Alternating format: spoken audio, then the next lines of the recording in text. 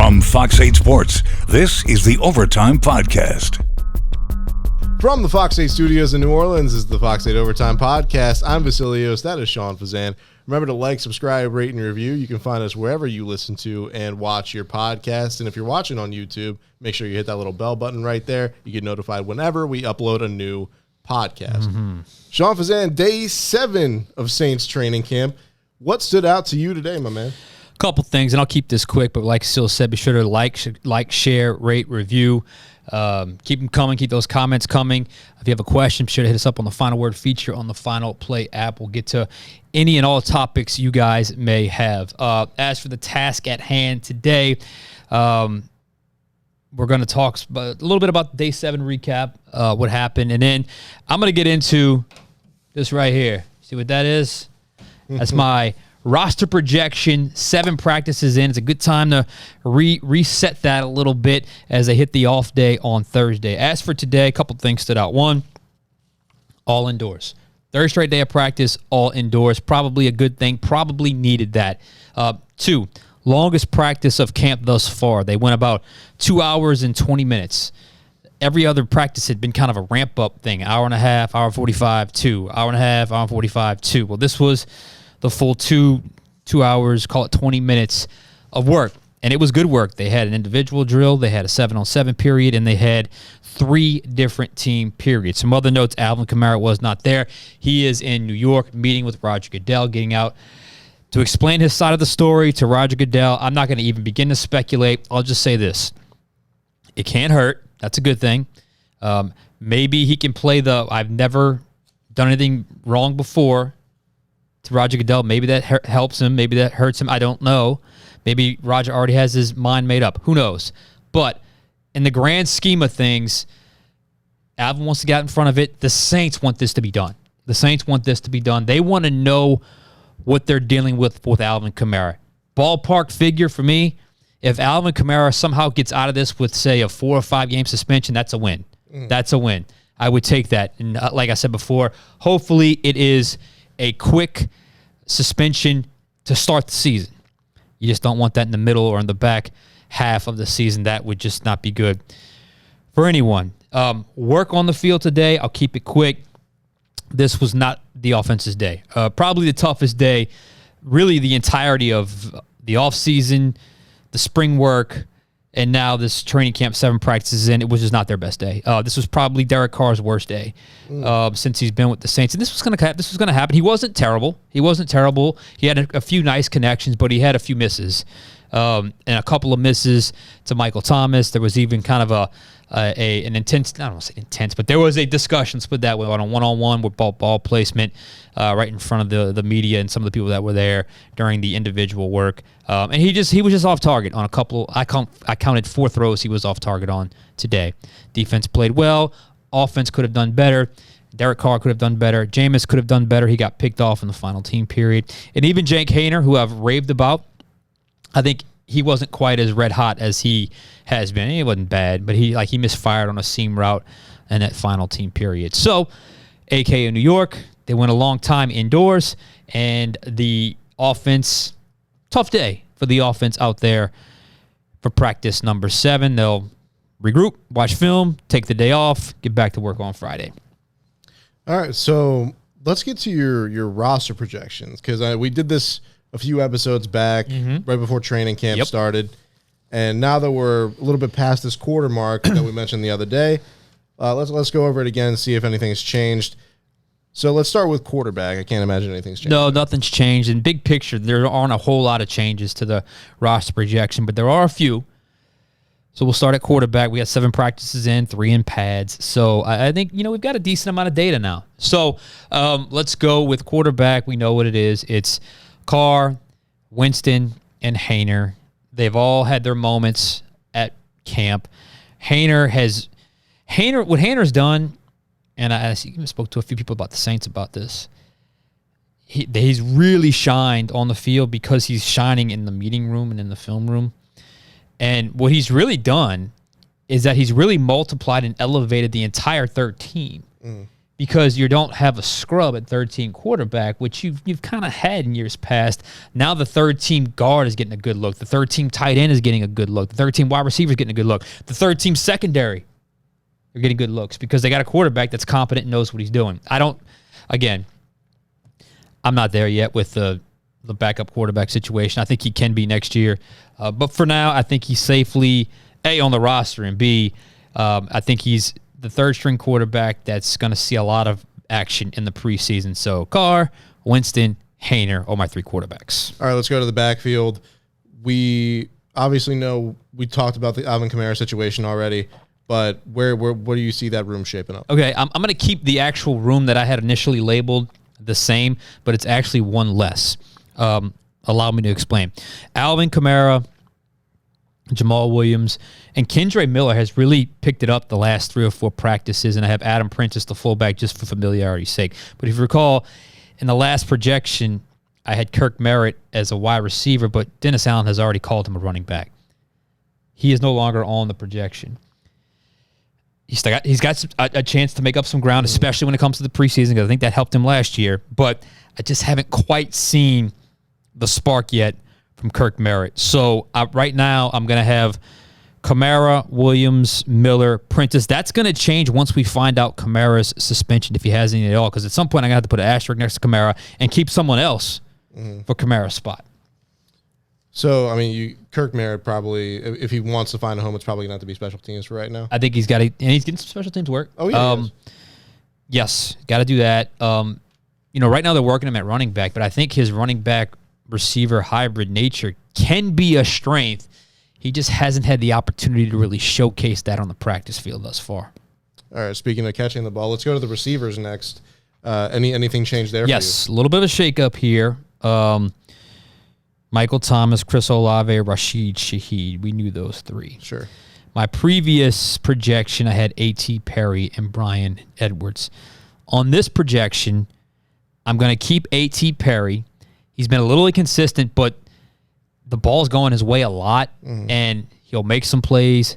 He'll miss some plays. The ball kind of got knocked away from him at the last second today, but Bobby Abear and I were talking. He's like, he's got to go up and get that instead of letting it kind of fall to him. Those are the subtleties he's got to learn. He's a rookie.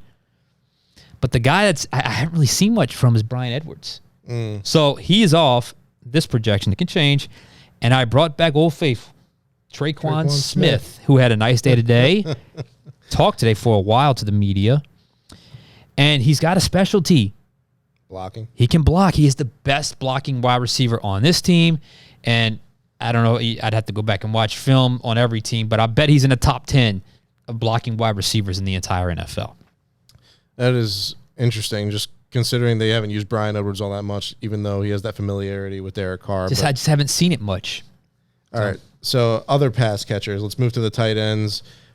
Anything changed for you there? Yeah, well, numbers changed because Graham's making the team. He didn't come all this way to not make the team. He didn't start on day 1 of training camp to not make the team. He could have easily just coasted and just signed the day before, and he chose to come for training camp. I think he's making the team. So that means they got to keep 4. You got Taysom, who's in his own column. Yeah.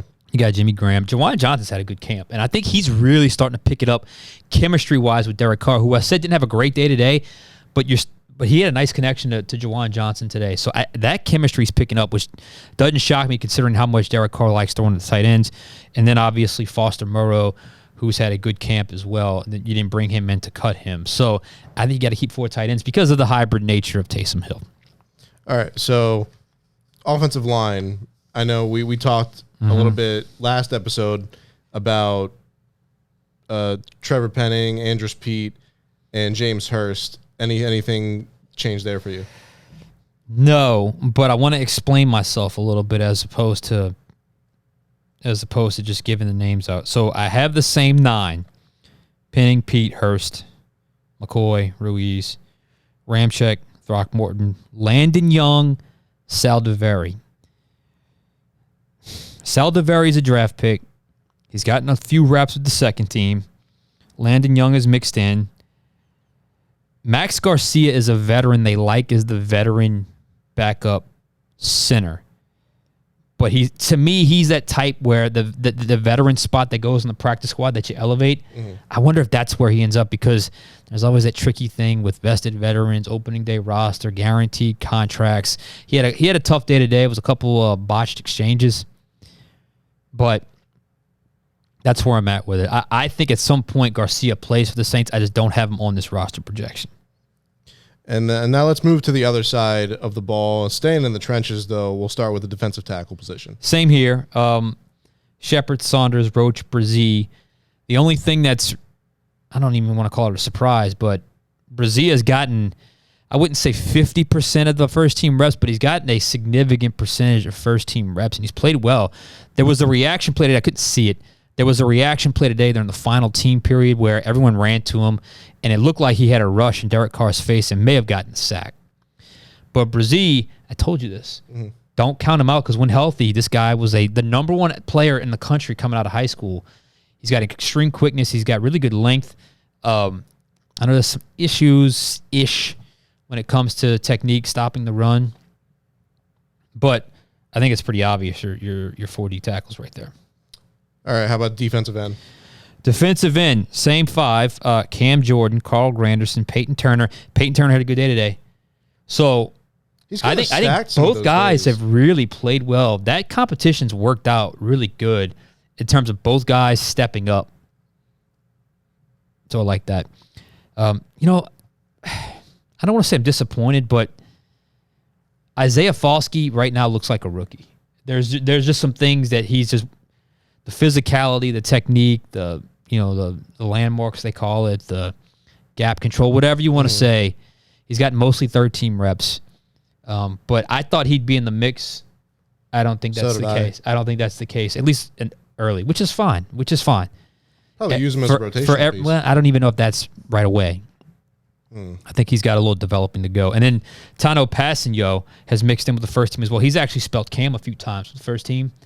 And I think he's quietly had a decent camp as well. So your D-line up front has remained the same for me, and it's always been the biggest question. But I do see that group getting a little bit better. And let's move up a unit. Let's go to the linebackers, where we're still trying to figure out what that depth still trying to figure it out. I think they're going to add a veteran here. But is there anybody available that you think they'd add? This guy, I have to go back and look. We'll get back to that later. Yeah, we'll get back to that. But Demario Davis, Pete Werner, DeMarco Jackson had a decent day today. Mm-hmm. Zach Bond, he's okay against the run. Andrew Dow, who's a special teamer. And then I put Ty Summers on there because he's made a few plays here and there. He's mixed in with some back-end first-team reps. He's gotten second and third-team reps. I don't know. Nick Anderson? Yeah, I still think Nick Anderson's practice squad, and he's got to show something on special teams.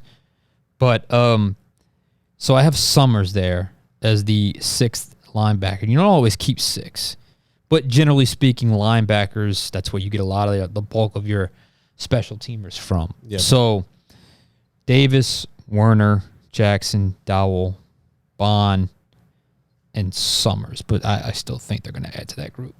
All right, on the perimeter, we got the cornerbacks. Now, obviously, this is home to the best training camp battle. How's that coming along? It's hard to pick a leader. I've discussed it last show and all the competitions, but this one especially. Alante had to leave practice early today, so we'll see if that works. How that works out. But it's Adebo, Alante Taylor, obviously Marshawn Lattimore, Bradley Roby. But the guy that's bumped the other guy, last one I had Lonnie Johnson, but this one I can't keep him off. It's Isaac Yiadom. I've talked about him. Yeah. He showed up again today. Had a nice tackle. I think it was against the run. So you got to do it on the field. So yeah, there's a little bit of a mix. There's a little bit of a change there. So it's Lattimore, Adebo, Taylor, Roby, Yiadom. All right, back end. We already know we have Tyrann Mathieu and Marcus May. Who's getting? All right, another veteran I haven't seen much from. Now, I don't have access to film, and I don't have access to what they're looking at coaches-wise, so I could be totally wrong, but I haven't seen anything from Jonathan Abram, at least not enough. So I didn't have him on this projection. Matthew, May, Gray, Howden, who's the rookie, 6th-round pick doesn't always have a guaranteed spot. Just keep that in mind. And Hugo Amadi, because he's been playing some nickel as well. So he gives you a little versatility. Saints love versatility. So that I took Abram off, who is a strictly down safety, and I put on the more versatile Hugo Amadi. So, and that's just strictly off what I've seen football-wise. So we'll see. But I think that's pretty fair. Yeah, Amadi makes sense considering how they love to use those hybrid safeties. And how about specialists now? Okay, so look, the punter and kicker competitions have been good, but I'm still keeping the incumbents. I think Lutz would have really had to tank it to lose it. But credit Group A. Every time Lutz has done something good, he's responded. He had a 51 and a 54-yarder. What day is today? Tuesday. But Lutz, as we know, has already had the 52, 56, and 59-yarder. He's done it before. DA tried to downplay that in the competition, but there's no way, all things being equal, they're going to go to someone with no experience as opposed to someone who has done it before in Will Lutz. Gillikin, I still think, beats out Lou Headley, who has had a decent camp as well. And then, of course, Zach Wood is your long snapper. Please don't take this. It's not etched in stone. It is. No. It is very, very, very fluid. Another 5 or 6 practices, and I will have another projection, and there will probably some moving and shaking going on because you never know what could happen. And but I think overall, it's held pretty steady. And I think overall, it's been a competitive camp. Yeah. And I think at each position, you're starting to see kind of the improvement, especially. I'm worried about. I was worried about the defensive line. I still am concerned, but I'm starting to see some guys show up a little bit over the last couple of practices when the pads came on, and that's certainly a good thing. I think I'm going to reserve all my judgments until we get to that joint practice against the Chargers. The Chargers. I think that's when we're going to see some real moving and shaking. But I think that brings us to an end of this episode. Remember, guys, like, subscribe, rate, and review. You can find us wherever you listen to and watch your podcast, and send us those questions on the Final Word feature of the Final Play app. For Sean Fazan, I'm Vasilios. This has been the Fox 8 Overtime Podcast. Catch you guys next time.